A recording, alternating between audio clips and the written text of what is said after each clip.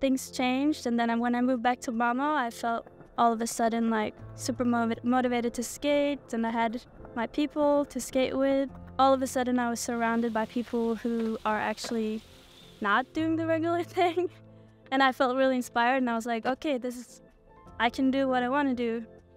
It makes sense now.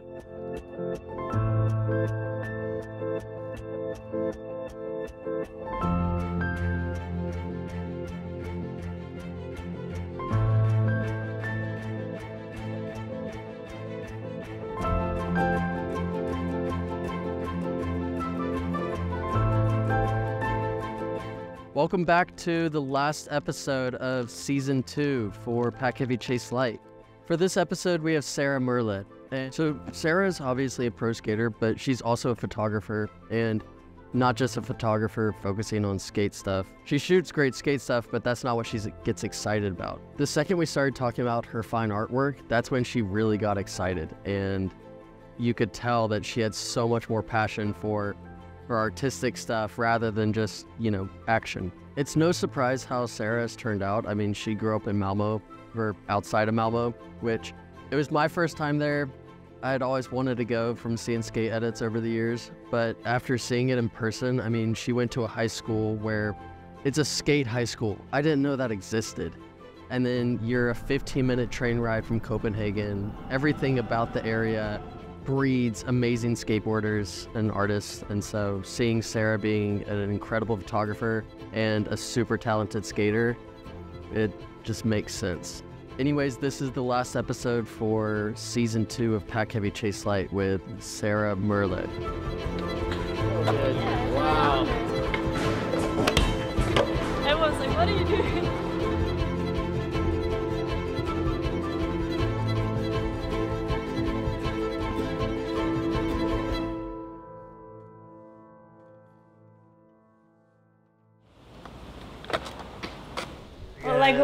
This is like the hardest part of it.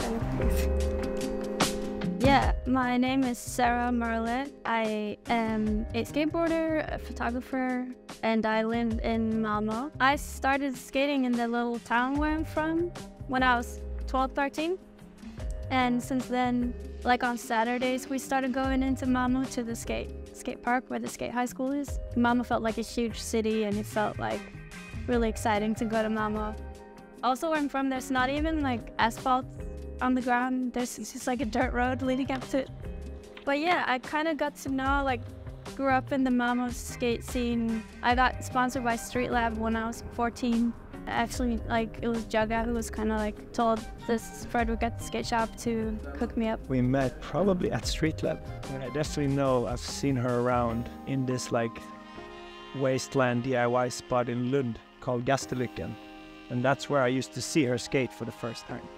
And then, I guess, as any kid, you brave up, and then you come into the big, scary city of Malmo, and you start skating there with all the people. So I think that, yeah, I probably saw her the first time in Lund.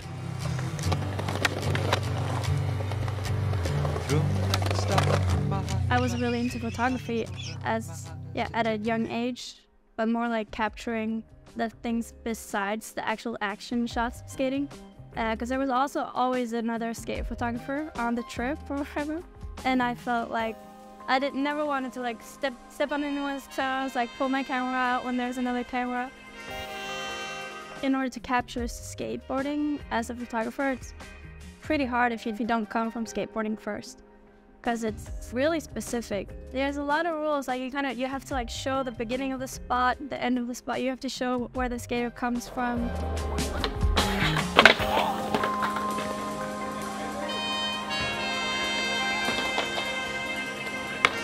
Using flashes really creates way more of a interesting photo, just being able to capture the skater.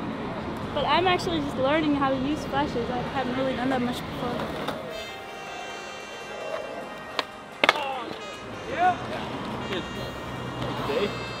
So good. Oh, he's in the greenery. In the green feet. Yeah, it's pretty fun to try and learn it. Right now for me, in skate photography, I haven't really done that much with flashes before, so it's a lot of trial and error, but I think I'm kind of figuring it out, and it's pretty fun if you nail it.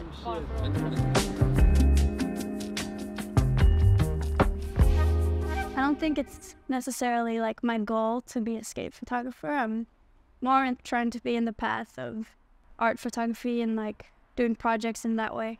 I feel like when you travel, you see so many things from a new perspective. Like the first 5 days you're somewhere and you have this like different vision on something, and then it kind of fades away, becomes like normal. This was in China actually. It was a skate trip and we were staying in this hotel with a great view. The school had gymnastics every morning and I just shot it from the balcony, but they make these crazy patterns, like they all follow really strict ways of movement. Yeah, that was crazy.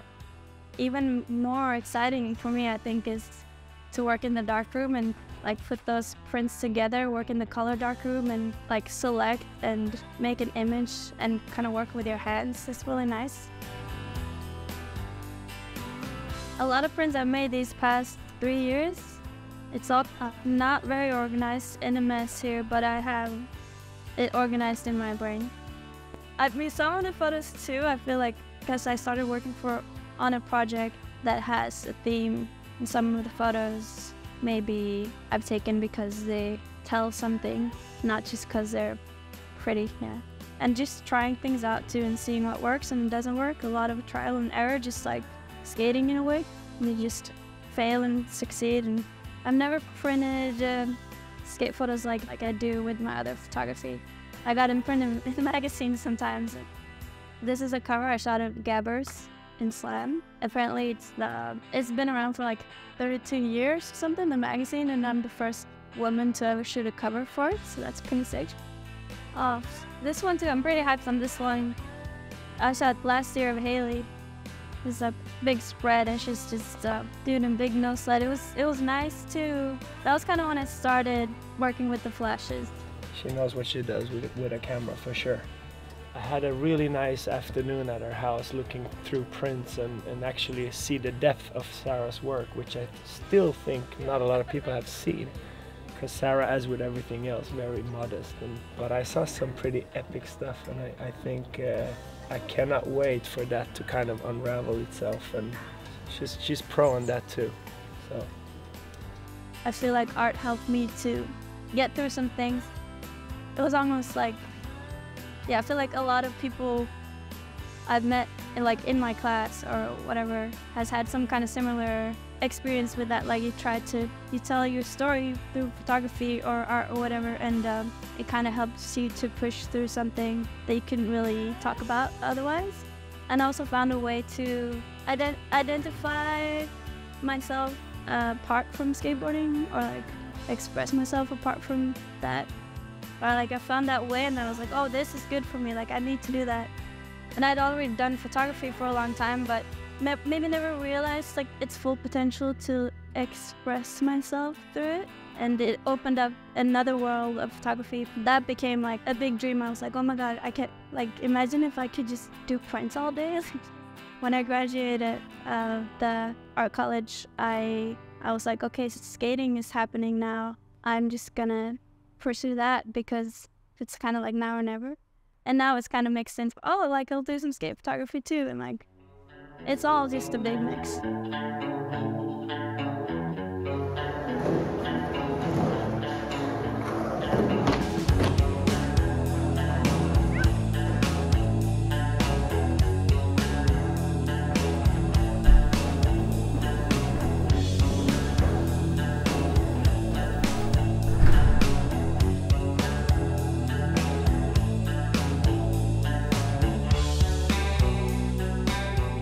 You know, just the ambassador she's always been, both for the school and the skate community. But keep in mind too that she's not only a skateboard pro, she's a professional photographer too, and she managed to balance the two on a really high level. Sarah was she was in the first batch of students that went here, and also the very first student to turn pro from Bruggerid's Gymnasium. Let's get the nails and a hammer and add another board to our wall of fame. For the first graduation, the class of 2009, Sarah had an ad in the Swedish skate gift dorm. I think this is her first ad ever, backside Smith grind in her graduation cap. Sarah Meurle Smith grinding into the future.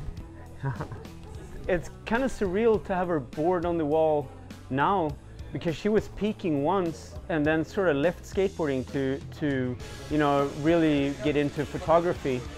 And then there was this like gap for many years where is it going? Where is Sarah going?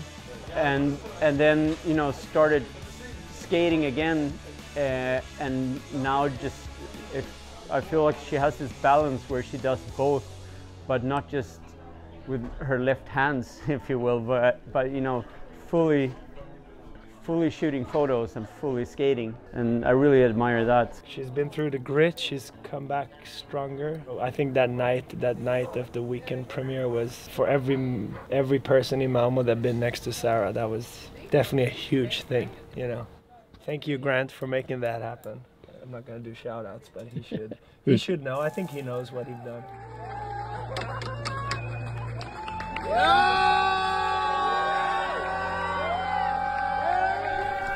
There it is, latest addition to the Wall of Fame.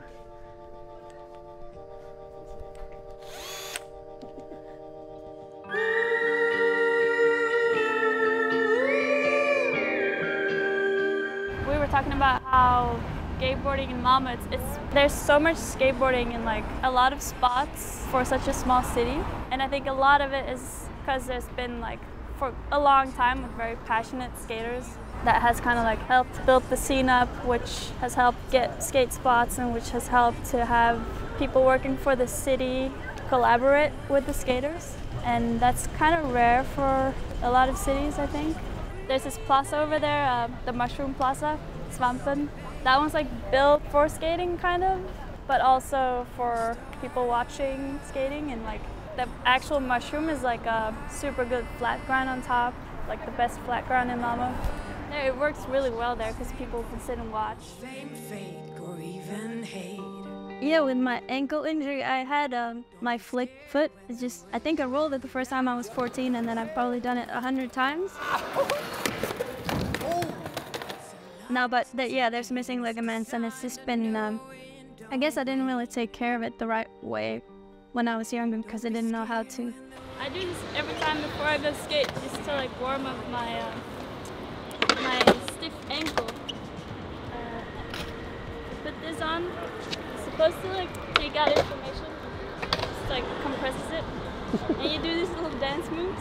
It's like everyone's like, "What are you doing?" And you do 20 of these. When I like eventually got back from the ankle injury, I started skating for a weekend, moved back to Malmo, skate, like go to LA, skate, and I think all those changes just made me pursue my actual path more. It was also a really big difference moving from Gothenburg. Most of my friends there I knew through art school, and not many skaters.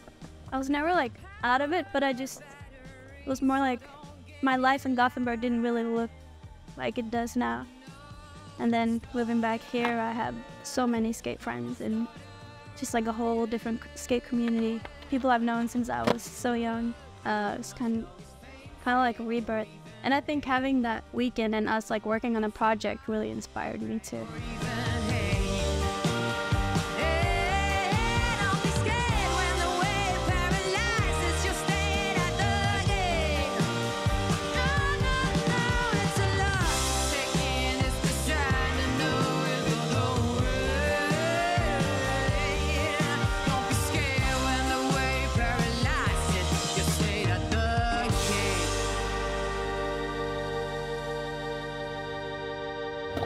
I've been skating for 20 years now.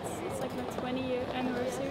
So like it's not that rare anymore as a woman to be a skater, and that's kind of like what I always wanted, like just to fit in with your friends, like for a skater, being a skater and not as a female skater.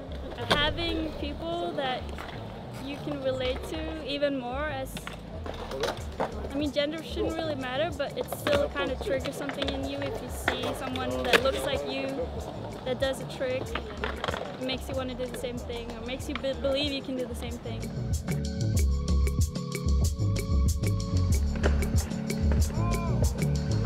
Yeah, look at this street move. Yeah, it's really motivating. It's great to be recognized as being a skater.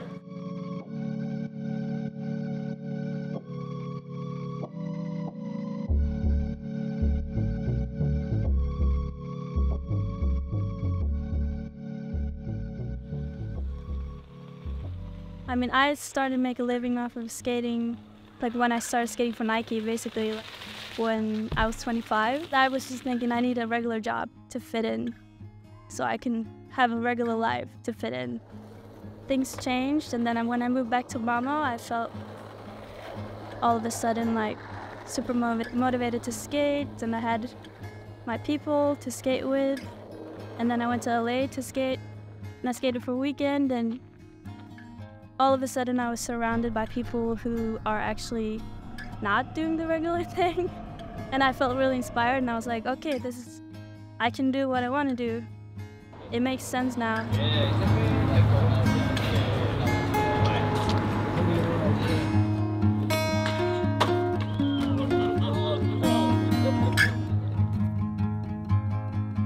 In a way, I took some risks. Everyone takes some risks.